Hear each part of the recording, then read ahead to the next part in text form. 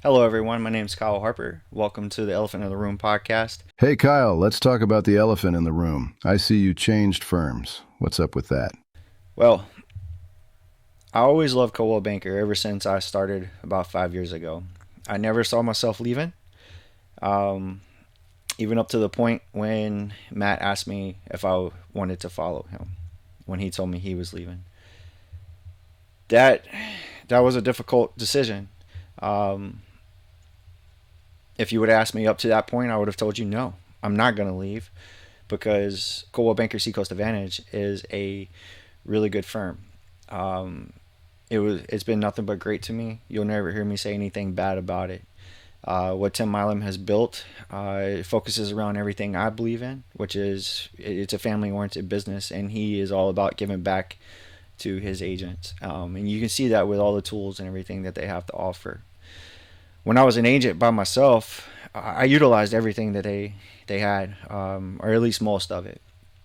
Uh, but when I transitioned to Matt's team, I ended up not using anything because I was using the stuff that Matt had. That made a big difference. But I still enjoyed being with Coldwell Banker. When I said Coldwell Banker, I said it with pride because I do believe that Coldwell Banker is a great company. When Matt asked me, "Do I want to go?" My first thing was pretty much, well, I can't say what I actually said, but it was basically, no, dude, you're crazy. Um, I had no plans on leaving. When did you know it was time to make a move? Was this something that built over time, or was there a specific moment where it clicked? I didn't know I was moving until I knew. I know they sound weird, but what I mean by that was I had no intentions on moving, none. Um, like I said earlier, when Matt asked me, I said no. That I wasn't gonna go. That I would rather stay with Coldwell Banker. I had to do a lot of soul searching. I didn't want to base it off of money. I need a company that I can align with my morals, my values. Like I said, Coldwell Banker offered that. Um, from the top down, Denise Kinney called little old me when I was just starting out and introduced herself and talked to me, and it's like she sat and studied everything about me before she called, because she knew things that you would think that only someone that worked close with me would know, but she was intuitive, and you know she was intuitive to be able to ask those questions and talk to me like she actually knew me. When I would see her in person, she actually, it was like she worked directly with me, even though she's the president of the company. And you felt that all the way down. All my brokers in charge, they've all been great. You had Phil, Michael, and now Carrie. Phenomenal. Everybody I worked with, phenomenal people. Um, Everybody would stop and help me when I would need it. But being on Matt's team and him asking me, I had to really think about it, because Matt still offers something that Coldwell Banker itself couldn't give, and now that was a closer relationship. We align. We both put our faith first, and then family. Those are the two most important things to me, and those are the two most important things to Matt. So I didn't know at first. I didn't think there was a right time to make a move. It wasn't about being scared. I was comfortable with Coldwell Banker. Um, even if I didn't go with Matt, I still think I would do okay, because the support system is there too.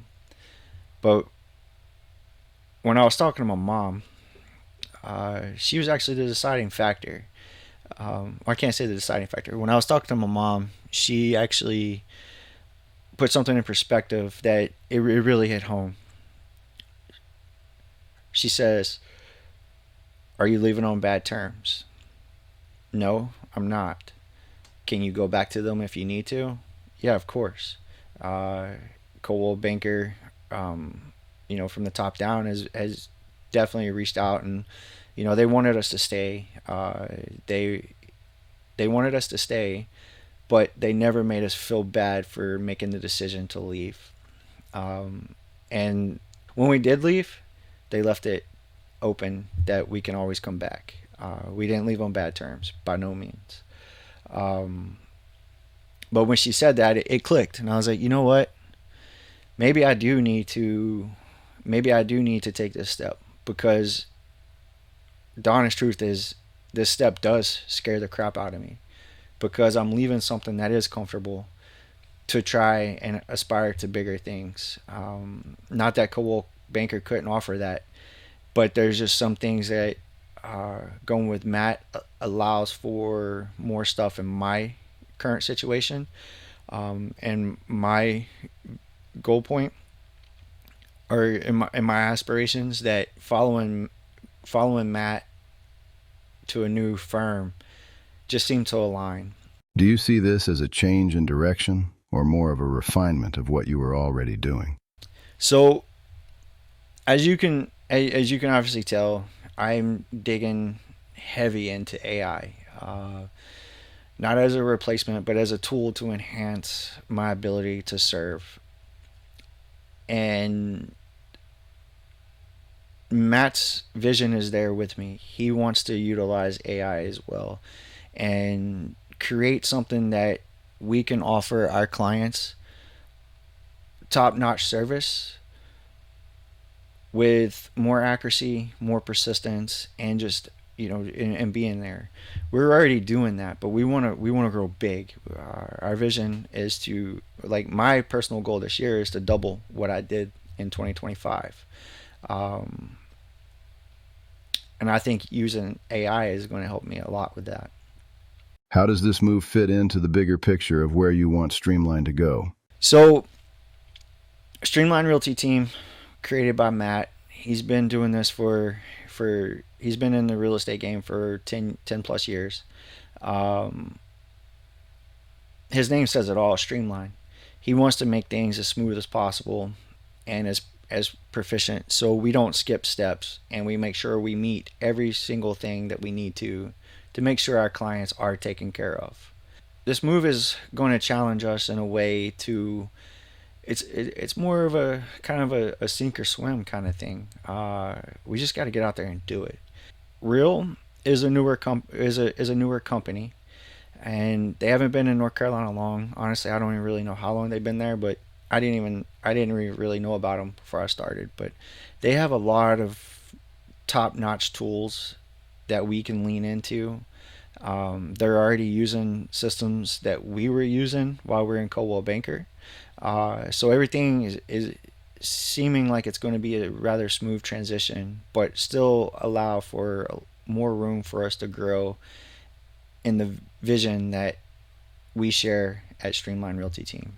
What mattered more to you here? Freedom, structure, or alignment? I think it's really more alignment. I mean, since I retired, I've got more freedom than I ever knew about. 20 years in the Marine Corps. I left for boot camp at 17. I went from one set of strict parents to another set of strict parents. I've never had any freedom in my life. So now that I'm retired, I can do what I want. Matt runs Streamline Realty Team. He does. I think he does a phenomenal job. He really cares about us. He doesn't hold it over our heads that he's the owner of Streamline Realty Team. That this is his baby. He's all about making it ours. He doesn't have to force me to go to work. I mean, I'm gonna push myself to go because I want to be successful. But at the same time, he's going to allow me to do it my own way, but still be there to help guide me. Because I'm still figuring this out myself. This is only my second year full time. I dabbled in it part time while I was still active duty, but this is my career, and I've already got freedom. So freedom's not a thing.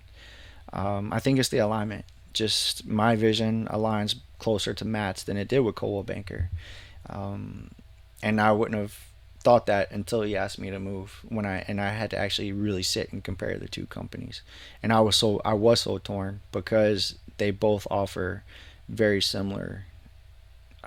They both offer very similar things to what's important to me. A lot of agents stay put because it feels safe. How do you weigh comfort versus control when making decisions like this? I think this is an extremely important question because my heart would race every time I would think about leaving Coldwell Banker because I was comfortable. Um, I was comfortable.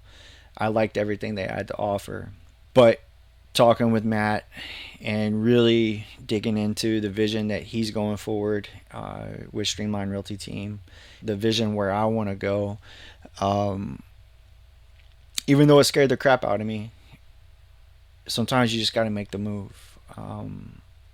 I don't want to say I'm chasing the shiny object. This wasn't just, hey, let's just make a move, because took months of thinking and debating and arguing, talking to real estate agents that I've built relationships with in Coldwell Banker, outside of Coldwell Banker. Most of it was telling me to stay with Coldwell Banker until that conversation with my mom, and that's when it just really clicked that I needed to change gears if I wanted to try and really push where I want to go. Not that I couldn't do it with Coldwell Banker. I would have to do it differently with Coldwell Banker than how I plan on doing it right now. When you look ahead to 2026, how does this move support what you're trying to build? Man, 2026, I have set an ambitious goal for myself. Just looking at it makes me sweat. It's not unrealistic.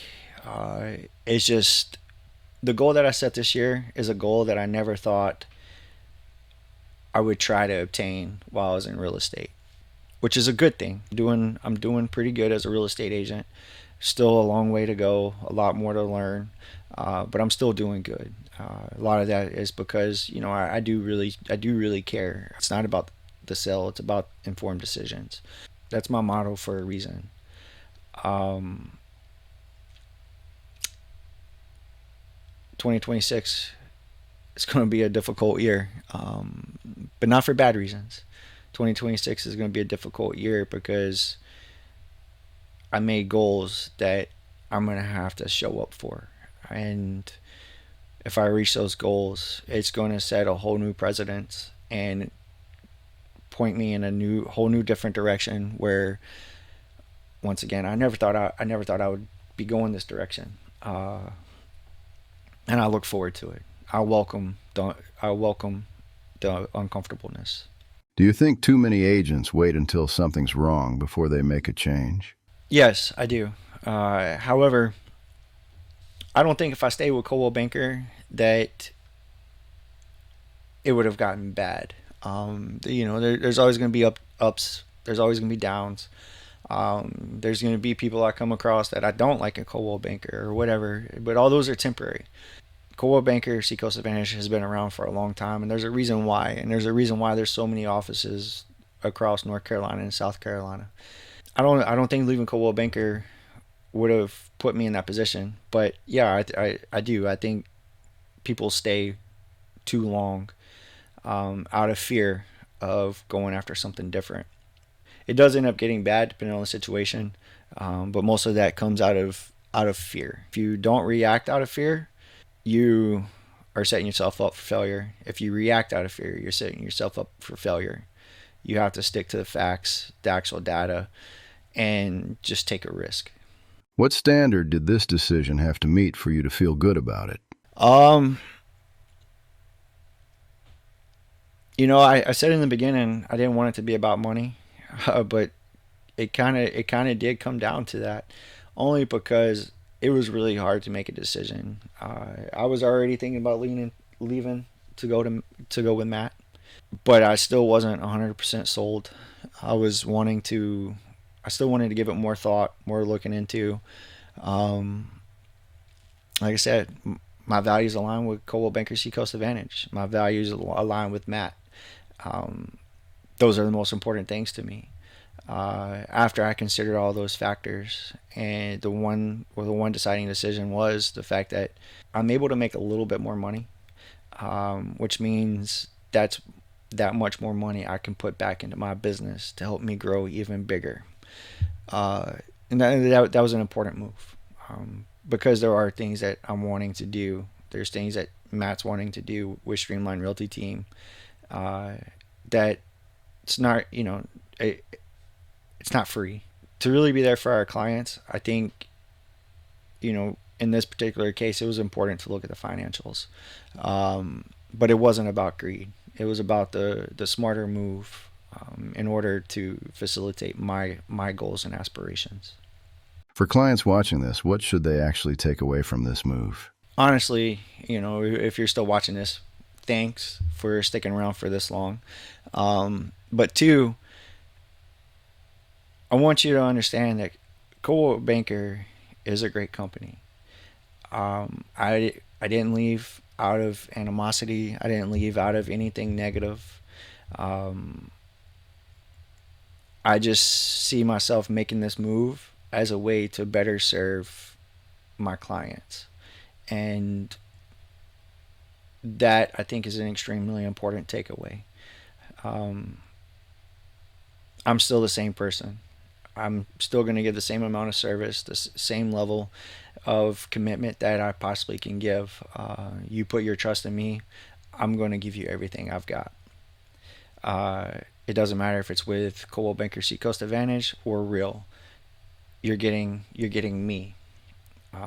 So I think that's an important message to take away. So, if someone's still reading into this as a reaction instead of a decision, what would you tell them? Um, Man, I just wished you could see the sleepless nights, the long discussions, um, the back and forth with Matt, the back and forth with Carrie, uh, reaching out to all the agents to make this decision. It definitely wasn't out of reaction. I didn't get my feelings hurt. I didn't, you know, I'm not upset about the splits with Coldwell Banker. Um, it was definitely a well thought out, long process to make this decision, and then we made a decision and we acted. And there we go. This wraps up the Elephant in the Room podcast. I'm Kyle Harper, and I want to thank you for watching. And I look forward to seeing what 2026 brings for me and for you. Until next time, take it easy.